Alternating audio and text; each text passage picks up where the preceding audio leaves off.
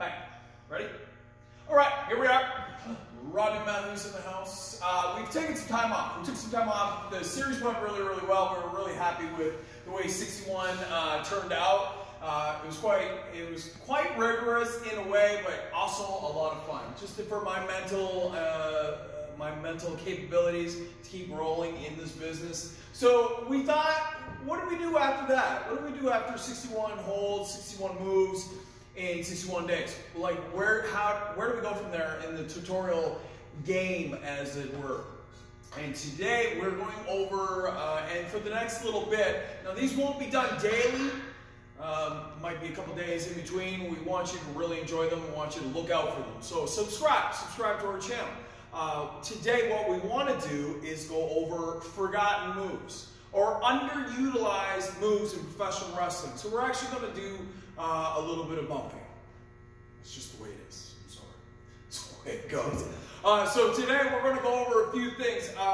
The first one on the list is an oldie but a goodie, and it is completely missing from anything you see on TV nowadays. And here's the point that I make as I rant on, is the fact that as MMA has educated people and MMA is a popular entity onto its own, we seem to either go completely off the rails fake and silly and goofy and phony, or we try to do MMA. This is not MMA. This is not phony, goofy, cosplay gymnastics. This is professional wrestling. Find the middle and find the course. So what we want to do is go with believable professional wrestling, something that's combative but still follows the rules of pro wrestling. So really, if you're thinking about it, it's wrestling based. Strikes are not, like punches especially, are illegal, so we don't want to do punches. If we're doing any kind of strikes, they're frowned upon. If you were like, it would be a warning type situation, because why would you strike a person? If you ever watch amateur wrestling and you see a guy club a guy in the back of the head, it usually turns into a fight and a disqualification. So we want to keep the same kind of realm with professional wrestling.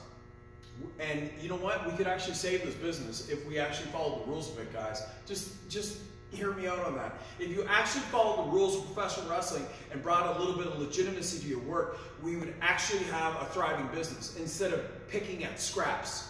Like independents picking at scraps, the main groups that are up there picking at scraps of content. It would be a little bit better, because it's a sad place to be. So today, as I was saying, atomic drop.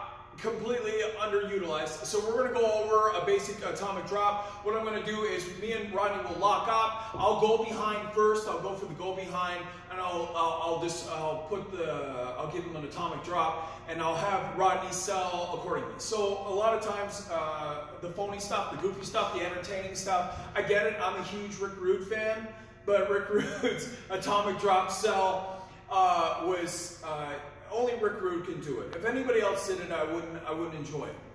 And yes, I know that's you're being biased. You're being like, you're favoring one guy doing it. Yes, I am. It's Rick Rude. He's really, really tough, and he would smack the shit out of you if you wanted to. So today we're going to show you how to sell properly. You can think about it as if you were on.